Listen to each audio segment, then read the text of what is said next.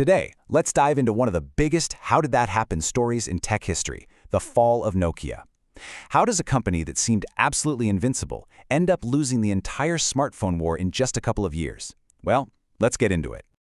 It is almost impossible to overstate how completely dominant Nokia was. I mean, before the smartphone craze really hit, if you had a cell phone, chances are it was a Nokia. For millions and millions of people, they didn't just lead the market, Nokia was the market. And this number just says it all.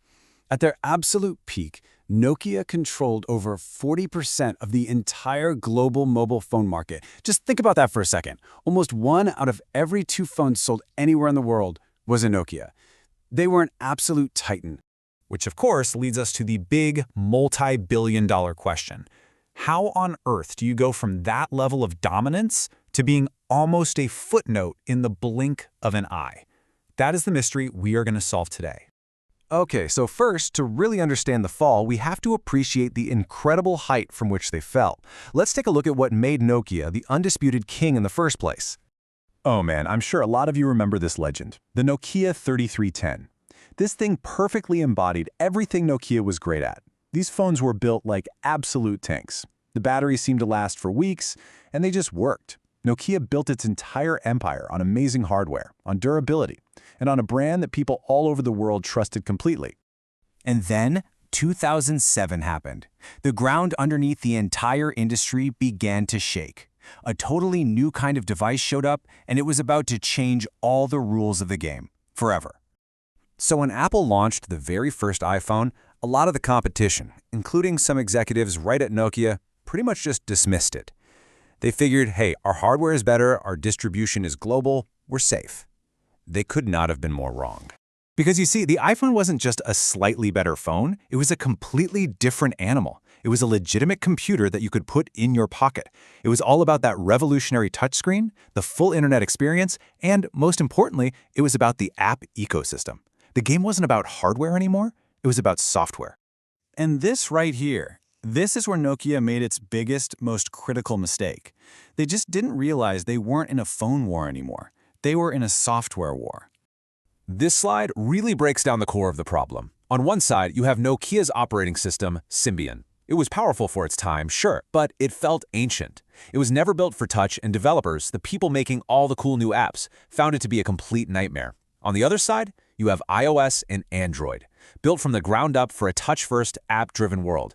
Nokia was a hardware company, but their new rivals were software platforms. Now, it's not that Nokia was completely blind to what was happening. The problem was, inside the company, they were just paralyzed. Reports from that time point to a culture that was bogged down by slow decision-making, by political infighting, and a real resistance to making the kind of radical changes they needed to make to survive. They were just too big, and frankly, too successful to turn the ship around quickly. So this internal paralysis led them to a huge and, as it turns out, fatal decision. They were at a crossroads. They could have adopted Google's Android, which was starting to take off, but instead, Nokia took a massive, massive gamble on a different path. In 2011, Nokia went all in with Microsoft, choosing Windows Phone as their main operating system. The thinking was, let's create a third option, but the platform was a ghost town. It had almost no apps and zero developer support. And here's the thing we all know now, consumers follow the apps. People don't just buy a phone, they buy what the phone can do. And without apps, even the most beautiful hardware is just a paperweight. The fallout from these decisions wasn't a slow decline. It was a nosedive. It was swift, and it was absolutely brutal. This timeline really shows you just how fast it all went down. So in 2011, they commit to Windows Phone. By 2012, their market share is just an absolute freefall. And then, only 1 year after that, in 2013, the unthinkable happens. Nokia sells its entire mobile phone division to Microsoft. The king had been dethroned. And if you want to see a picture that says it all, this is it. In just 4 years, Nokia's smartphone market share went from a staggering 39% all the way down to a mere 3%.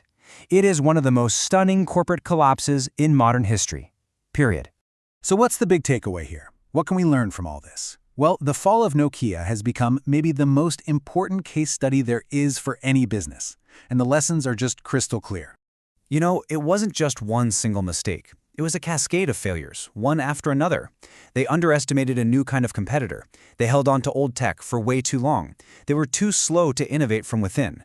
They made that terrible strategic bet on Windows, and they totally missed the boat on the single most important thing, the app ecosystem. They were busy perfecting the world that was, while Apple and Google were building the world that was coming. Now, the company itself did actually survive. After selling off its phone business, Nokia pivoted, and in a really fascinating, ironic twist, they're now a huge player in building the telecommunications gear and network infrastructure that our current smartphones, the iPhones and Androids, all run on. And I think this quote just absolutely nails it. Nokia had the money, they had the brand recognition, they had the engineers. What they didn't have was the ability and the will to adapt to a massive disruption that was happening right in front of them. So that leaves us with one final thought. Was Nokia's fate just a case of bad luck? Or was it the classic story of a leader becoming too big, too proud, and way too comfortable on the throne to see that a revolution was coming until it was already way too late?